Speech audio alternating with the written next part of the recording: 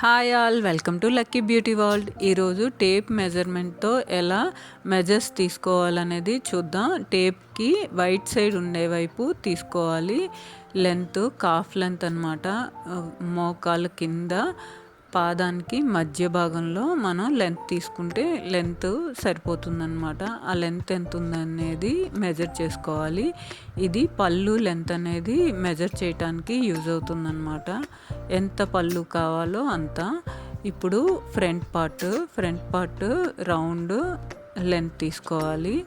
ఇట్లా belly button దగ్గర నుంచి ఇట్లా భుజానికి middle of the shoulder length అనేది ఈ విధంగా చూసుకోవాలి. అది సెకండ్ మెజర్మెంట్ అవుతుంది. ఇప్పుడు హిప్ మెజర్మెంట్, హిప్ రౌండ్ అన్నమాట. ఈ హిప్ రౌండ్ ఇది కూడా అంతే. షోల్డర్ హాఫ్ లెంత్ షోల్డర్కి మెజర్ తీసుకోవాలి. అక్కడి నుంచి మళ్ళీ ఒక రౌండ్ ఈ షోల్డర్కి హాఫ్ లెంత్ మెజర్ తీసుకుంటే సరిపోతుంది.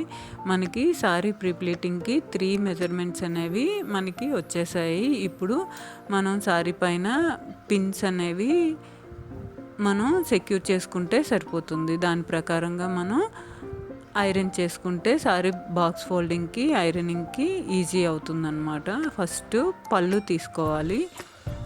పళ్ళు పార్ట్ మనం ముందుగానే మెజర్ తీసుకున్నాం కదా, ఇలా పెట్టుకొని ఎంత మెజర్ వచ్చిందో చూసుకోవాలి.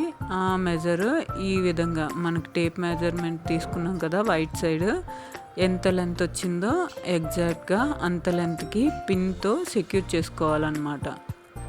42, 43 అట్లా హైట్ని బట్టి చూసి పిన్ సెక్యూర్ చేసుకోవాలి.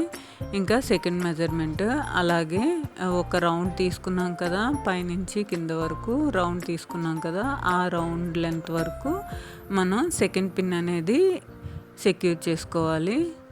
ఆ సెకండ్ పిన్ సెక్యూర్ చేసుకుంటే ఇంకా ఫ్రంట్ లెంత్ అనేది వచ్చేస్తుంది. ఇప్పుడు చీర ఇగోండి, లెంత్ కరెక్ట్గానే ఉంది కదా. ఇప్పుడు థర్డ్ లెంత్కి చీర చివరనమాట, కట్టుకొంగు అంటారు కదా, అది చూసి మనం తీసుకోవాలన్నమాట. చీర స్టార్టింగ్ పాయింట్కి వెళ్ళిపోవాలన్నమాట. అలా అయితే మనకి థర్డ్ మెజర్మెంట్ కూడా ఈజీగానే వచ్చేస్తుంది. ఇందాక చూసాం కదా ఎంత లెంత్ చుట్టుకొలత పెట్టుకున్నామో అదే చుట్టుకొలతో మనం మెజర్ తీసుకొని పిన్తో సెక్యూర్ చేసుకున్నాం. సేమ్ యాజ్ ఇట్ ఈజ్గా వచ్చేసింది.